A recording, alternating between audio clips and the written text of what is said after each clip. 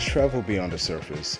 Today, while most of the world is still arguing about whether the office fridge should be cleaned weekly or quarterly, we're flipping the map to explore the quiet, colorful, and sometimes confusing world of remote workspaces across cultures. Because working from home, it doesn't look or feel the same everywhere. For some, remote work means sipping espresso at a cobblestone cafe with decent Wi-Fi and a view of the 13th century church. For others, it's navigating 2 a.m. Zoom calls in a blackout-prone city, laptop propped to the windowsill to catch the neighbor's Wi-Fi signal. Remote work isn't just a job setting, it's a cultural stage. And depending on where you are in the world, everything about it, the pace, the vibe, the hierarchy, and even the background noise can shift like a time zone. Let's unpack it. Let's start in Japan. Remote work here is still considered unconventional in many circles, not impossible, but definitely shaped by deep-rooted norms. Even in a work-from-home setup, some Japanese employees still bow to their screens before starting a Zoom meeting. There's a respect encoded into the work culture here, and that doesn't just vanish because you're wearing sweatpants under the desk. In many Japanese households, especially multi-generational ones, remote work can feel like an intrusion into a traditionally non-work space. There's often no designated home office, which means the kitchen table becomes a part-time call center. Noise is kept to a minimum, you won't hear dogs barking or kids yelling in the background, and there's a quiet reverence to the workday, like everyone's pretending that the walls have ears, because culturally speaking, they kinda do. Contrast that with Brazil. In Brazilian remote culture, life happens on camera. You might see a toddler walk through a meeting or hear some samba beats drifting from a neighbor's apartment. There's a natural rhythm to it all.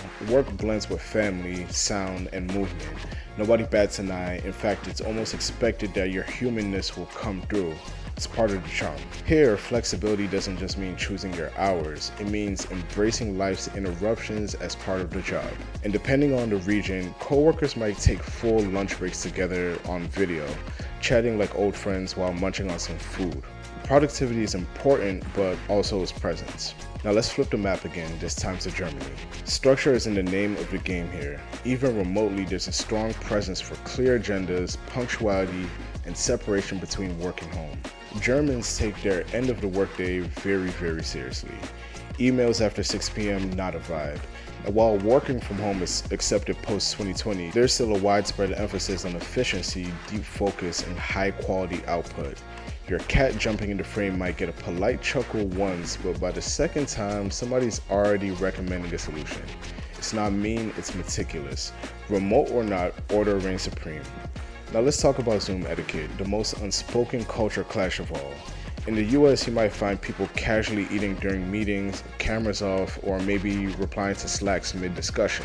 The idea is, as long as I get my work done, does it really matter how I look doing it? In France, expect long pauses, active listening, fewer meetings but deeper ones, and don't be surprised if someone starts off with bonjour and a 2-minute breakdown of the croissant that they just had.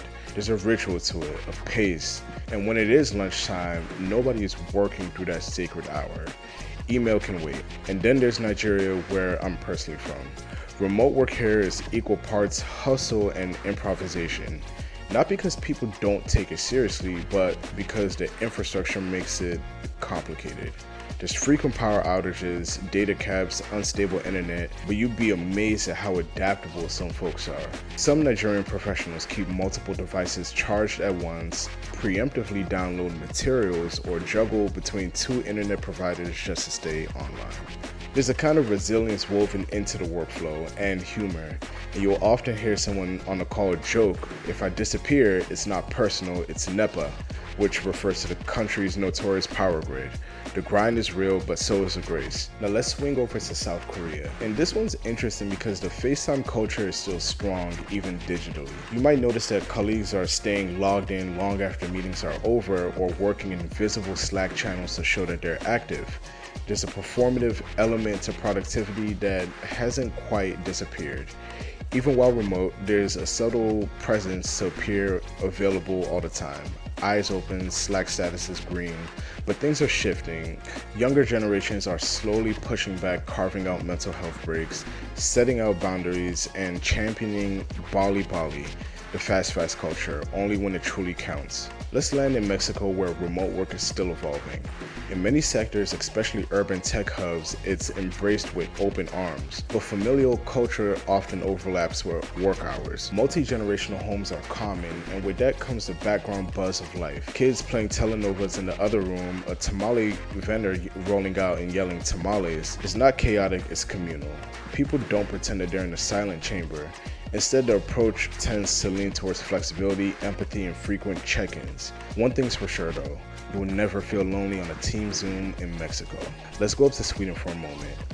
Remote work, practically a lifestyle. But here's the twist, it's not about hustle. Swedish work culture centers around balance. You'll often hear the word lagom tossed around a lot, which means not too much, not too little, just right. Remote workers in Sweden might start their day with a walk in the forest, take a full coffee break mid-morning, and still log off by 4 p.m. sharp. Working late is seen less as a badge of honor and more of a sign that something went wrong with planning. Productivity isn't sacrificed, but it is contained within boundaries that protect health, happiness, and home. Now let's chill for a second and address the elephant in the global Zoom room: time zones. If you've ever worked remotely with a globally distributed team, you know that time zones are the true villains of the digital age. An American might start their day as an Indian colleague is signing off. A European might be mid-lunch while somebody in Sydney just woke up to 12 new pings. Navigating time zones isn't just about scheduling, it's about cultural sensitivity. Some cultures expect instant responses. Others believe in taking a day or two to reply to let things marinate. Misunderstandings happen not because of the language, but because of expectations. And speaking of expectations, let's talk about how productivity itself is defined. In the US, it might be about results. In China, it could be tied to responsiveness. In the Netherlands, it might be about transparency and collaborative progress. In Kenya, it might be your adaptability, especially when the Wi-Fi cuts out and you still meet your deadline. Every culture has a different answer to what does a good remote worker look like. And that question shapes everything. So what can smart travelers learn from this patchwork of remote work styles? For one, there's no single right way to work from home. The global shift to remote work didn't flatten cultural differences, it amplified them. And if you're living, working, or even traveling abroad, being culturally aware of these nuances could be the difference between a good connection and a broken one. Respect the local rhythm. If you're working from Portugal, don't expect everyone to be online at 8 a.m. sharp. If you're dialing in from Seoul, know that showing visible effort might matter more than clocking out early. And if you find yourself in Lagos, have a backup battery or maybe two. Also, lean into local etiquette. Observe how people say hello, when they log off, how they handle interruptions, what's considered rude in a meeting, and what's just life. Because remote work might be global, but culture is always local. And maybe the smartest travelers and workers are the ones who listen before they log in. At GUIKE GRIOT, we're flipping the map to what really matters. But to keep bringing you smart and safe travel stories from the front lines and not just behind the desk, we need your support. Every dollar helps fund the journey, the camera, the stories, the safety guides that make travel better for all of us. If you believe in smarter travel, deeper storytelling, and crystal clear visuals, consider supporting GUIKE GRIOT on Buy Me a Coffee or Patreon to keep the content going and the stories flowing. Thank you.